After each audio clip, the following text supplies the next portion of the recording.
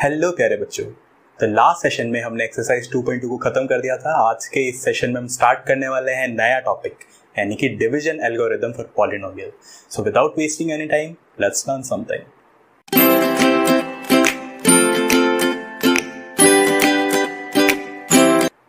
प्यारे बच्चों, हमने डिवीजन एल्गोरिथम को बहुत अपनी छोटी क्लासेस से पढ़ते आए हैं। चैप्टर नंबर 1 में भी मैंने आपको यूक्लिड डिवीजन एल्गोरिथम सिखाया था। तो क्या होती है डिवीजन एल्गोरिथम? बहुत सिंपल सी बात है। अगर आप किसी भी नंबर से, बहुत छोटा सा एग्जांपल मैं लेता हूं, अगर आप 15 को 2 से डिवाइड कर रहे हैं तो आप देखोगे कि आपका क्वोशिएंट आएगा 7, 14 और ये 1। अगर आपको दोबारा से याद दिलाऊं नॉमेनक्लेचर इनका, तो जिससे आप डिवाइड कर रहे हैं उसे आप बोलते हैं डिविजर, जिसको आप डिवाइड कर रहे हैं उसे आप बोलते हैं डिविडेंड। डिवाइड करने के लिए जितनी बार आपको मल्टीप्लाई करना पड़ा उसे आप बोलते हैं क्वोशिएंट, और पूरा डिवाइड करने के बाद जो बच गया उसे आप बोलते हैं रिमाइंडर। तो ये एक जनरल टर्मिनोलॉजी हमें पता है। और डिवीजन एल्गोरिथम हमें ये कहती है कि किसी भी डिविडेंड को हम लिख सकते हैं, डिविडेंड को हम लिख सकते हैं, कैसे लिख सकते हैं?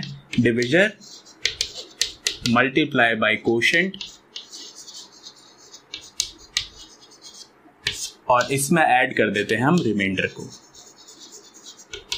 तो ये हमारी डिविजिबिलिटी थ्योरम थी। अगर सिंपल सी बात है, डिविडेंड को लिख रहा हूं मैं A, डिविजर को लिख रहा हूं B, तो क्वोशिएंट को लिखूंगा Q और रिमाइंडर को लिखूंगा R। इसके साथ में एक और बात डिविजर थ्योरम ने बोली थी कि जो R होता है उसका वैल्यू 0 से लेके और लेस देन डिविजर तक रहता है। ये मैंने अब तक डिविजन थ्योरम आपको पढ़ाई है, आपने भी पढ़ी होगी कि किसी भी न्यूमेरिकल वैल्यू के लिए हम डिवीजन थ्योरम को कैसे लिखते हैं, डिवीजन एल्गोरिथम को कैसे लिखते हैं। अब हमें पढ़ना है यही चीज पॉलिनोमियल के लिए। तो सबसे पहले मैं आपको बता दूं कि ये हमें पढ़ना क्यों है, पॉलिनोमियल के लिए डिवाइड करने की जरूरत क्यों पड़ी। बच्चों, आपने अभी तक जो भी एक्सरसाइज में क्वेश्चन किए, एग्जांपल में क्वेश्चन किए चैप्टर नंबर 2 के, एक बात आपने नोटिस करी होगी कि हमने अभी तक क्वेश्चन किए हैं सिर्फ और सिर्फ क्वाड्रेटिक पॉलिनोमियल के लिए, यानी कि ऐसे पॉलिनोमियल जिनका ऑर्डर 2 होता है, यानी कि जिनमें वेरिएबल की हाईएस्ट पावर 2 होती है। लेकिन पॉलिनोमियल के बेसिक्स में मैंने आपको ऐसा कभी नहीं बताया कि क्वाड्रेटिक पॉलिनोमियल के अलावा कोई और पॉलिनोमियल होती नहीं है। मैंने तो आपको क्यूबिक पॉलिनोमियल भी बताई थी। ऐसी पॉलिनोमियल भी एग्जिस्ट करती है जिनका ऑर्डर 5 हो, 6 हो, 7 हो, कुछ भी ऑर्डर हो सकता है, बस उसमें टर्म्स फाइनाइट होनी चाहिए। ऑर्डर आप कुछ भी रख सकते हैं, कितना भी हाई पावर ऑफ वेरिएबल आप ले सकते हैं। तो अब हम यहाँ पे बात कर रहे हैं डिवीजन की। उसका मतलब ये है कि अभी तक जो हमने बातें करी हैं क्वाड्रेटिक पॉलिनोमियल की, उनके लिए रूट निकालना बहुत ही आसान था, क्योंकि उनको फैक्टराइज करना बहुत आसान था। अब अगर हमारे पास हायर ऑर्डर की पॉलिनोमियल्स आती हैं तो उन्हें फैक्टराइज करना काफी मुश्किल रहता है। तो इस टाइप की पॉलिनोमियल्स को फैक्टराइज करने के लिए, ताकि हम उनके रूट निकाल सकें, हम डिवीजन थ्योरम को यूज करते हैं, डिवीजन एल्गोरिथम को यूज करते हैं। एक एग्जांपल देता हूं छोटा सा, जो कि आपके बुक में भी है, आप उससे समझ जाएंगे कि डिवीजन की जरूरत कहां पड़ती है। मान लीजिए कि आपके पास एक क्यूबिक पॉलिनोमियल है। पॉलिनोमियल मैं बुक के ही ले रहा हूं ताकि आप क्रॉस रेफरेंस देख सके। ये आपको बुक में भी पॉलिनोमियल दी गई है, x³ - 3x² - x + 3। ये आपके पास क्यूबिक पॉलिनोमियल है। अब सबसे पहले ये कि आप इसके रूट निकालिए। इससे पहले मैंने एग्जांपल में क्यूबिक पॉलिनोमियल को हैंडल किया था, लेकिन उसमें मैंने आपको रूट डायरेक्टली दे दिए थे। तो आपको अगर क्यूबिक पॉलिनोमियल का रूट निकालना है, आप जानते हैं रूट सबसे आसानी से निकल जाता है अगर मैं पूरी पॉलिनोमियल को फैक्टराइज कर दूं। क्वाड्रेटिक पॉलिनोमियल होती है तो फैक्टराइज करना काफी आसान था, हमने सीखा है क्लास 9th में भी। इसे कैसे फैक्टराइज किया जाए, तो इसमें सबसे पहले आपको किसी एक रूट की वैल्यू पता होगी। कोई एक रूट, यानी कि कोई एक 0 की वैल्यू गिवन होगी, या फिर आप हिट एंड ट्राई करके उस 0 की वैल्यू निकाल सकते हैं। जैसे कि मैं बोल देता हूं कि इसमें जो है किसी एक रूट की वैल्यू में दे देता हूं, कोई एक 0 है, x = 1। आप चाहे पुट करके देखिए x = 1, तो यहाँ पे टर्म क्या बन जाएगी? 1 - 3, क्योंकि 1 का स्क्वायर भी 1 ही होता है, -1 + 3। तो आप देखेंगे 1 + 3 = 4, -3 - 1 is -4। तो नेट आपका 0 बन गया। तो x की वैल्यू 1 आपका एक 0 है इस क्यूबिक पॉलिनोमियल के लिए। अब मुझे एक वैल्यू तो दे दी, लेकिन बाकी रूट्स की वैल्यू निकालनी है, तो कैसे निकालूंगा? आप ध्यान से देखिए कि x = 1 अगर एक रूट है तो मैं इस 1 को अगर लेफ्ट हैंड साइड में लेके जाऊं तो x -1 आ जाएगा और राइट हैंड साइड में क्या बचेगा 0। यानी कि एक चीज आप देख सकते हो कि x -1 मेरा एक फैक्टर है। अगर मैं क्यूबिक पॉलिनोमियल को फैक्टराइज करूंगा तो x -1 उसमें एक फैक्टर बन के आएगा, तभी तो x -1 को 0 कर दिया तो पूरी क्वाड्रेटिक पॉलिनोमियल 0 हो गई। तो मुझे एक चीज समझ में आ गई कि x -1 एक फैक्टर है। दूसरी चीज मुझे क्या समझ में आती है कि x -1 एक फैक्टर है तो उसके साथ में मल्टीप्लाई में कुछ और फैक्टर्स होंगे और उन सब का नेट सम ये क्यूबिक पॉलिनोमियल होगी, x³ - 3x² - x + 3। तो अगर मेरे पास एक फैक्टर पड़ा है, मुझे पता लग गया है, दूसरे कुछ फैक्टर्स नहीं पता है, उनको निकालना है। मान लो कि कुछ भी फैक्टर है, मैं एक बार y ले रहा हूं, तो आप सिंपल एक चीज दे सकते हो कि मैं अगर x -1 को उधर भेज दूं और उस पूरी क्यूबिक पॉलिनोमियल को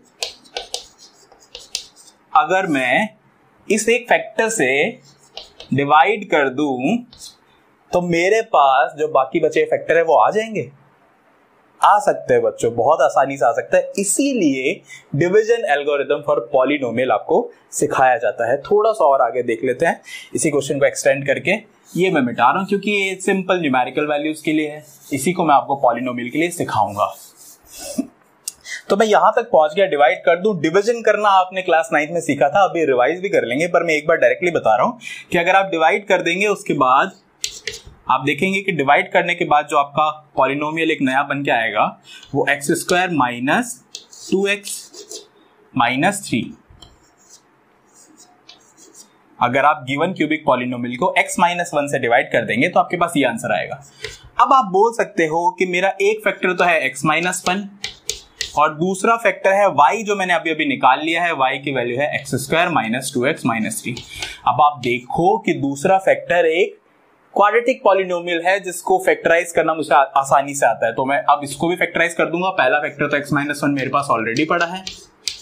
अगर मैं इसको फैक्टराइज करूंगा तो देखूंगा मेरे पास दो फैक्टर बन जाएंगे। आप ट्राई करेंगे रफ में फटाफट से, x + 1 एंड x - 3।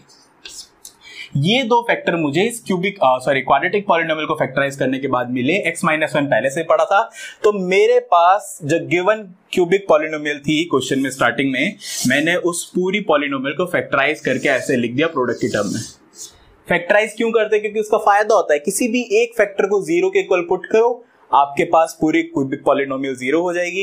उसको 0 के इक्वल पुट करोगे तो आपके पास एक 0 की वैल्यू आ जाएगी, यानी कि एक रूट की वैल्यू आ जाएगी।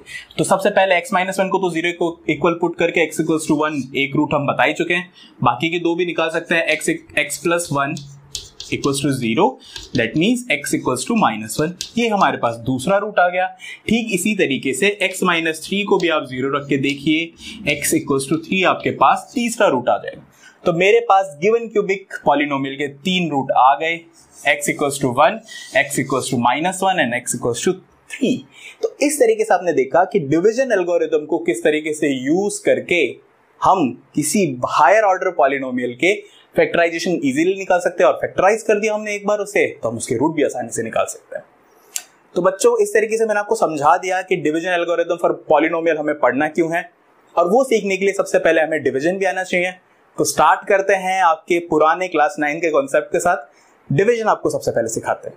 तो बच्चों, सबसे पहले मैं आपको पॉलिनोमियल को डिवाइड करना सिखाना चाहता हूँ। क्लास 9 में आप इसे पढ़ चुके हैं, फिर भी हम ब्रश अप करेंगे। आपकी बुक के एग्जांपल नंबर 6 को लेते हैं, क्योंकि एग्जांपल नंबर 6 सिंपली बोल रहा है कि डिवाइड करना है आपको गिवन पॉलिनोमियल को बाय दिस गिवन पॉलिनोमियल। आप देखिए कि एक क्वाड्रेटिक पॉलिनोमियल है और एक लीनियर पॉलिनोमियल से आपको डिवाइड करना है। तो बहुत ही सिंपल टाइप का डिवीजन रहने वाला है। मैं कोशिश करूंगा कि डिवीजन एल्गोरिथम के स्टेप भी आपको इसी के साथ सिखा दूं। तो देखिए बच्चों, इसमें आपका डिवीजर है x + 2 और आपको डिवाइड करना है, किसे करना है, 2x² + 3x + 1 को, यानी कि आपका डिविडेंड क्या है, ये पूरा क्वाड्रेटिक पॉलिनोमियल आपका डिविडेंड है। सबसे पहले आपको क्या करना है कि बच्चों देख लेना है कि जो हमारी गिवन पॉलिनोमियल है क्या वो डिसेंडिंग ऑर्डर में है। आपको देखना है कि हाईएस्ट पावर पहले लिखी होनी चाहिए, फिर उससे छोटी, फिर उससे छोटी। अगर ऐसा नहीं है तो सबसे पहले आप उसे अरेंज कर लीजिए, दोनों, डिविडेंड को भी और इसी तरीके से डिविजर को भी। तो हमारे लिए एग्जांपल नंबर 6 में ये डिसेंडिंग ऑर्डर में ही था, हमें अरेंज करने की जरूरत नहीं पड़ी। आगे बढ़ते बच्चों, सबसे पहले क्या करना है, जो डिविडेंड की फर्स्ट टर्म है उसे कैंसिल आउट करने का ट्राई करना है with the help of first term of divisor. तो आपको 2x स्क्वायर को सबसे पहले ध्यान में रखना है, x को यूज करके 2x स्क्वायर बनाना है। तो आप देखिए x के साथ किस चीज की मल्टीप्लाई आप कर सकते हैं कि आप 2x स्क्वायर बना लें। तो आप देखेंगे कि मैं x में अगर 2x की मल्टीप्लाई कर दूं, 2x की मल्टीप्लाई कर दूं तो 2x into x 2x square बन जाएगा। मुझे आगे का भी नहीं सोचना है, बस पहली टर्म को कैंसिल आउट करने का सोचना है। तो मेरा कोशेंट का फर्स्ट टर्म 2x आ गया और मेरा 2x स्क्वायर, यानी पहले x की मल्टीप्लाई करा तो 2x स्क्वायर आ गया, लेकिन क्योंकि x के साथ में प्लस के साथ 2 भी है तो प्लस 2 भी मल्टीप्लाई होगा 2x के साथ, तो बनेगा प्लस का 4x। तो मुझे प्लस 4x टर्म x वाली टर्म के नीचे लिखनी है, जो टर्म जिसके साथ बन रही है उसी के नीचे लिखनी है। तो मुझे यहाँ पे 4x लिखना है, यूं ना कि मैं कांस्टेंट के नीचे लिख दूं, ऐसा नहीं करना है। अब मैं क्या करता हूं, अब मैं साइन चेंज करता हूं, ये प्लस का माइनस, ये प्लस का माइनस, और अब इसको इसमें से कैंसिल आउट कर दिया, 0 हो गया। प्लस 3x माइनस 4x, क्या रिमाइंडर बचेगा, माइनस x। माइनस एक्स बच गया, प्लस 1 अभी बचा है, उसे नीचे उतार देंगे। तो अब मुझे जो मेरी फर्स्ट टर्म है माइनस एक्स, इसे कैंसिल करने का सोचना है with the help of x. X को किससे मल्टीप्लाई करूं कि माइनस एक्स बन जाए, तो बहुत आसानी से आप सोच सकते हैं कि -1 से मैं मल्टीप्लाई अगर कर दूं तो मेरा काम बन जाएगा। तो मैं अगर -1 से मल्टीप्लाई करूंगा तो मेरे पास माइनस एक्स आएगा, लेकिन +2 की जब -1 के साथ मल्टीप्लाई होगा तो क्या आएगा, -2। साइन चेंज कर दीजिए, प्लस का माइनस, सॉरी माइनस का प्लस, माइनस का प्लस, ये कैंसिल आउट हो गया और ये बच गया 1 + 2 = 3। तो अब आपके पास कुछ भी नहीं है जिसे आपको डिवाइड करना है।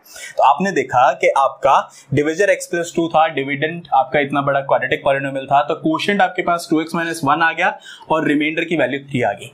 अगर आप स्टेप्स की बात करें तो स्टेप्स में कुछ नहीं है, भारी भारी लैंग्वेज है, लेकिन बताना वो यही चाहता है कि आपको सबसे पहले highest term, highest power term को कैंसिल करने का सोचना है, उसी हिसाब से क्वोशिएंट डिफाइन करना है, फिर रिमाइंडर निकालना है हर स्टेप में, फिर जो नया वाला आपके पास डिविडेंड आ जाएगा उसकी हाईएस्ट पावर को कैंसिल आउट करने का सोचना है, और इस तरीके से आगे बढ़ते जाना है जब तक कोई रिमाइंडर ना आ जाए। तो डिवीजन थ्योरम सिर्फ इतना, डिवीजन एल्गोरिथम सिर्फ इतना। डिवीजन थ्योरम को हम इसके साथ वेरीफाई कर सकते हैं। डिवीजन थ्योरम क्या कहती है, डिवीजन थ्योरम आपको बोलती है डिविडेंड को आप लिख सकते हैं divisor into quotient plus remainder. और एक और इंपॉर्टेंट बात थी कि रिमाइंडर जो है वो हमेशा 0 से लेके और लेस देन डिविजर आता है, लेकिन क्योंकि मैं आपको पॉलिनोमियल पढ़ा रहा हूं तो यहां पे मैं ये बोलूंगा कि जो आपका रिमाइंडर आएगा उसकी डिग्री या फिर उसकी वैल्यू 0 से लेके उसकी degree less than degree of divisor होगी, even not that degree of divisor. Divisor की जो डिग्री है, यहाँ पे देखिए डिविजर की डिग्री कितनी है, सॉरी डिविजर का ऑर्डर कितना है, 1 है, तो डिविजर का जो ऑर्डर है उससे ज्यादा ऑर्डर का, उसके बराबर ऑर्डर का भी नहीं हो सकता। आप यहाँ पे देखिए, जब ये मेरे पास पॉलिनोमियल थी, ये मेरे पास डिविडेंड था, तो मैं इसे रिमाइंडर नहीं बोला था मैंने, क्योंकि अभी इसका ऑर्डर डिविजर के ऑर्डर के बराबर है। लेकिन जब मेरा रिमाइंडर 3 आ गया तब मैंने बोला कि 3 का ऑर्डर है 0, डिविजर का ऑर्डर है 1, ये मेरा रिमाइंडर हो सकता है, यही रिमाइंडर होगा। तो यहाँ पे थोड़ा सा बातें चेंज हो जाती है। रिमाइंडर के लिए मैं बात करता हूँ, रिमाइंडर वही होगा जिसकी डिग्री डिविजर की डिग्री से कम ही होगी, या तो 0 डिग्री हो जाए या फिर डिविजर की डिग्री से कम डिग्री हो। ये बात आपको ध्यान रखनी है। तो चलो मैं अपनी इस डिवीजन थ्योरम को भी प्रूफ करके देख लेता हूँ। डिविडेंड यानी कि इतना बड़ा एक क्वाड्रेटिक पॉलिनोमियल मुझे गिवन था 2x² + 3x + 1। बच्चों एग्जांपल नंबर 6 वैसे यहां तक खत्म हो गया है, आपको सिर्फ डिवाइड करके बताना था, मैं थोड़ा सा आगे बता रहा हूं क्योंकि आगे वाले क्वेश्चन में आने वाला है। तो डिविडेंड हमारे पास इतना बड़ा था, डिविजर की वैल्यू क्या थी, x + 2, कोशेंट हमारे पास क्या आया मल्टीप्लाई करके 2x - 1, और रिमाइंडर की वैल्यू क्या आ गई 3। खास बात क्या ध्यान रखनी बच्चों, रिमाइंडर का ऑर्डर हमेशा कम होगा डिविजर के ऑर्डर से। डिविजर का ऑर्डर यहाँ पे देखिए 1 है, तो रिमाइंडर का ऑर्डर 0 है। बस ये ध्यान आपको रखना है। आप आगे बढ़ेंगे, हम लेफ्ट हैंड साइड और राइट हैंड साइड को इक्वल प्रूफ करना चाहते हैं क्योंकि डिवीजन की थ्योरम यही कहती है। तो सबसे पहले x को इन दोनों टर्म से मल्टीप्लाई कर देंगे, फिर +2 को इन दोनों टर्म से मल्टीप्लाई कर देंगे और लास्ट में 3 जोड़ देंगे। x को 2x से मल्टीप्लाई करेंगे आएगा 2x², x को -1 से करेंगे आएगा -1, +2 को करेंगे 2x के साथ तो आएगा 4x प्लस का, +2 को -1 के साथ करेंगे तो -2 आएगा, और 3 तो एंड में पड़ा ही है। आप देखिए 2x² तो 2x² ही आएगा क्योंकि x² की कोई और टर्म नहीं है, -x + 4x मिलके बनाएंगे प्लस का 3x, और 3 - 2 बना लेंगे 1। ठीक है बच्चों, आपने देखा राइट हैंड साइड में आ गया वही जो कि लेफ्ट हैंड साइड में था, यानी कि मेरी डिवीजन थ्योरम भी प्रूफ हो गई। तो इस तरीके से आपको डिवाइड करना आना चाहिए पॉलिनोमियल को। आगे बढ़ेंगे बच्चों, एग्जांपल नंबर 7, 8, 9 भी देखेंगे अगले सेशन में। Until then class 24 learn and score.